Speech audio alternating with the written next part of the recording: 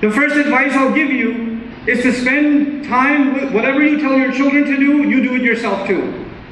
And sisters, I know your husbands put a lot of pressure on you sometimes to make the most elaborate iftar ever made in human history. But brothers, don't put pressure on the women to cook so much so they're cooking half the day of the fast, they're just cooking. They're just standing in front of the stove cooking and not doing anything else. Have a light iftar. Don't have a heavy iftar. Don't fry foods and overcook. You cook enough for 10 people and there's 2 people sitting there. This is the month to remember the advice of Rasulullah sallallahu alaihi wasallam when he tells us to fill 1/3 of our stomach. 1/3 for meal, 1/3 for drink, and the other leave the third alone. This is not the month for you to take, you sit 10 minutes before Maghrib, you sit at the table and you're waiting.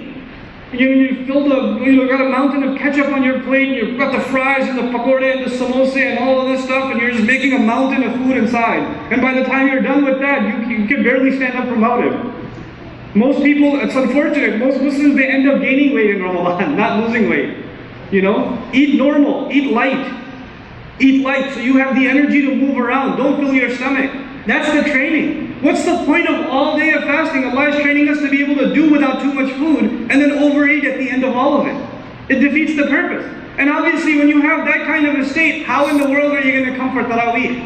And even if you do, after 2 rak'ahs, you're going to be standing there waiting for the Imam. When is he going to go into ruku? Man, this one's going too long. That's what's going to happen to you. You don't want that to happen. You want to make the most of this month. It has to do with how you will eat, what your schedule will be, how the entire family is motivated to do their best. Everybody has to work hard on this. Everybody does. And not every family is at the same level. MashaAllah, we have a lot of hufaz in the community. A lot of people in the community that come for pretty much every prayer. They're here, and there's so many people that are not here. Not everybody's at the same level. But you know what? You have to do better this Ramadan than you did last Ramadan. Your family has to do better this Ramadan than they did last Ramadan. You personally, your children, the wife, everybody. You're not in competition with anybody else. You're in competition with yourself. You have to improve yourself. You have to ask yourself, what did I mess up in Ramadan and how am I going to fix that this Ramadan? Now, so this is a little bit about the sisters. Also sisters, even if you are preparing meals or you're spending a lot of time at home or busy with other things, try to use that time up either for reciting, reviewing the Quran you've memorized, listening to recitation, listening to tafsir. Explanations of the Quran, whether it's in Urdu, in Arabic or English, listen to it. Listen to that explanation. I also have advice for the hufaz that are in the audience. A lot of our hufaz, mashallah, the only thing they do in Ramadan is prepare for Taraweeh. Right? The only thing on the mind is I got to review, because I got to lead prayer in front of 10 people, or 100 people, 1,000 people. So I just have to review my Quran. And it takes away from the khushu' of Ramadan. Have a dedicated time for review. But also because, alhamdulillah, you've already memorized the entire Quran, you should be focused on now, as much as you can be, on trying to understand the Quran.